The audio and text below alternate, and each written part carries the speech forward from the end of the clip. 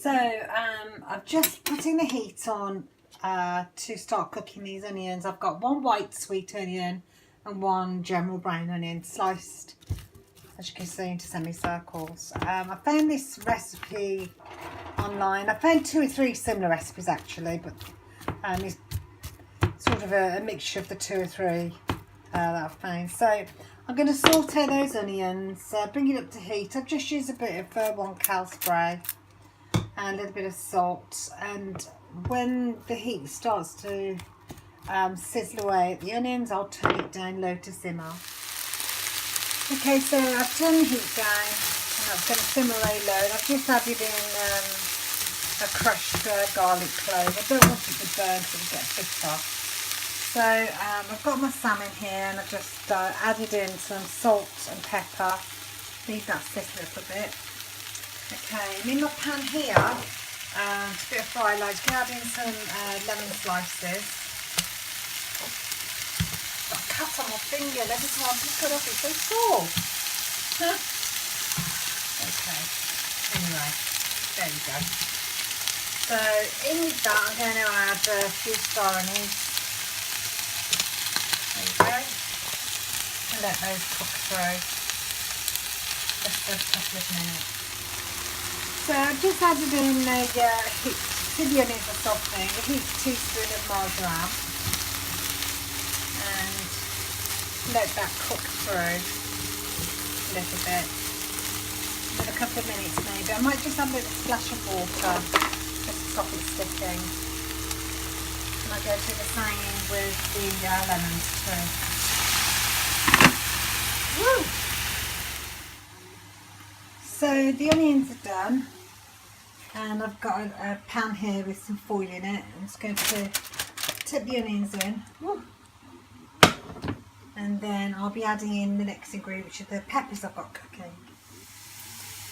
So in the same pan that I cooked the lemons in, I've just added the red and green peppers, a little bit of garlic, a bit more marjoram, and I'm just going to add a little splash of lemon juice.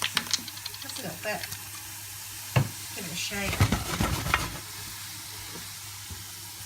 Okay, I'm going to pop that in with the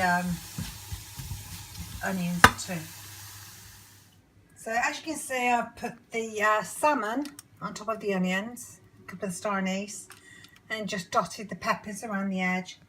I'm just going to, on the top of the fish, start adding the lemon slices and the star anise, make it look pretty. There we go. A couple of more slices there, like so. And these little leftover chunky ends I'm just going to pop in and squeeze a little bit over the top. So that's it. I'm going to roll up the foil and seal it and then bake it for about 15-20 minutes at 180.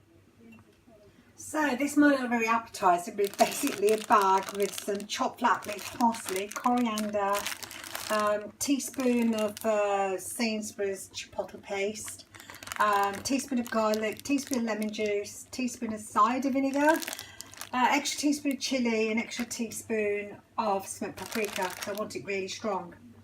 And I've also added in there about half a teaspoon of sesame oil for a bit of a nutty flavour. So I'm par cooking the sliced carrots, going to drain them and then pop them in the bag with all those herbs and spices and get them coated ready for baking in the oven. So as you can see, they're in the bag and I'm just going to give them a good slosh around, try and get them all coated as much as possible. Okay, and these are to go with my salmon meal this evening. Give them a good bash around so I think they're coated enough, and then I'll pop them into a dish here, ready for the oven. They've got a bit of fry lighting. So there you are, all in there. And I've forgotten to mention, I always forget something. I've also got in there some caraway seeds, about a teaspoon. But I will make a little list of everything that's there later, but it smells amazing. It's quite hot and spicy. I've just tried a little bit. Can't wait for it to come out baked from the oven. Well, there you go. It's just come out the oven. And I'm telling you, my mouth is watering just looking at this. It looks absolutely scrumptious. Just lift up the lemon a little bit. Wow, look at that. Lovely salmon. So just going to get myself a portion onto a plate and almost ready to tuck in. Yummy. So I've got my portion on my plate and it's absolutely scrumptious. Now these are the carrots I prepped earlier. I did show you how I made them. I put a few of those on my plate and keep some for my husband. And I've also made with some leftover broccoli from the other day. I just put the leftover cold broccoli in the dish, 100 grams of my protein cheese on the top and baked in until it's all melted. So that's going on my plate as well. Oh, I might have to put the camera down. 1 second. And there we go. All plated up. Ready for me to tuck in. Lots of fantastic flavours going on there. Now, I do really love my big flavours. They stop me feeling so hungry and it really works for me. And just love it. So I've just used 2 points worth of cheese there. And the rest is all no count. Scrummylicious.